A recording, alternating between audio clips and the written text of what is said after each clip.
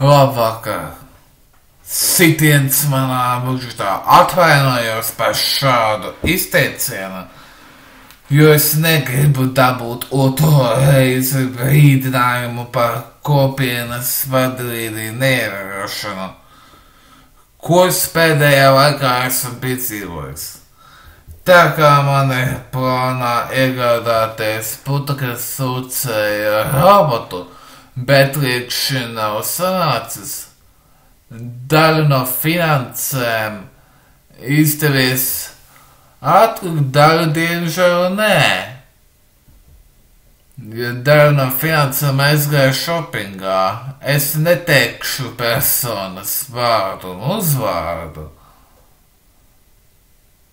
jo tas viss būs pēc noteikumiem. Īsāk sakot,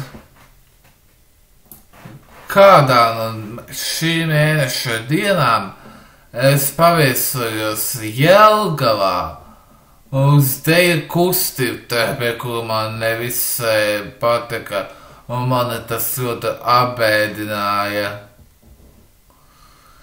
Pēc nodarbības es ar sociālo darbinieci paliku Jelgavā, lai izvēlētos drēbes.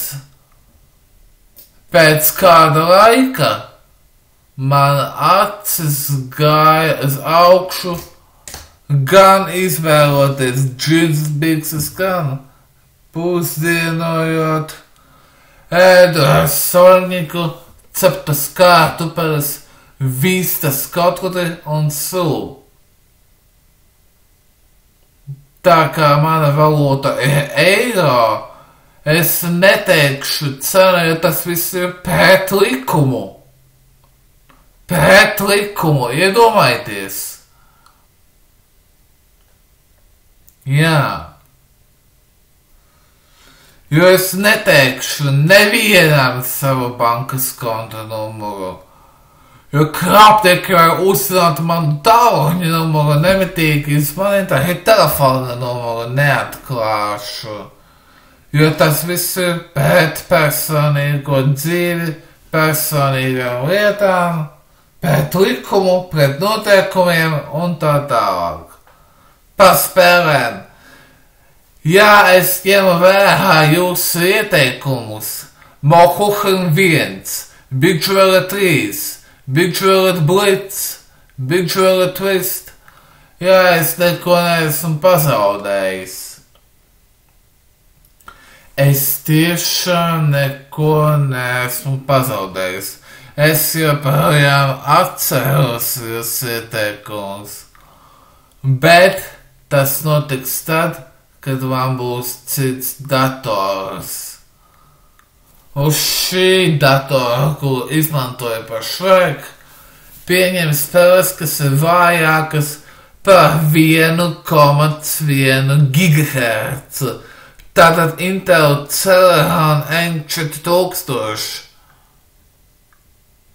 Un jūs nespējat iedomāties, ka šis dators varētu būt ražots pirms 7 gadiem, bet iegādāts ir pirms 4 gadiem.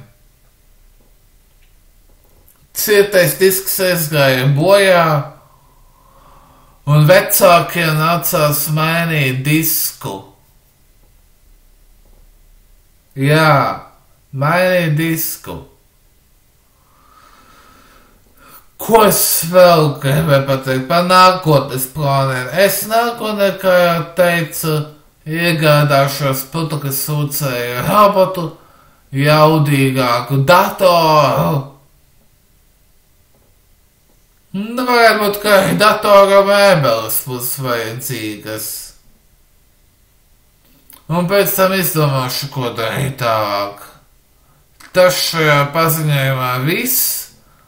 Starp citu, tie, kuri nav pievienojušies 630 abonentu pulkam, pievienojieties jau tagad, jo es katru reizi laižu pa kādai spēlei, tās modifikācijai, bet, un vienīgi bet, ja jūs man ieteiksiet modernās spēles spēlēt, jūs zināt, kāda ir mana reakcija. uz modernām spēlēm. Es viņas nespēlēju.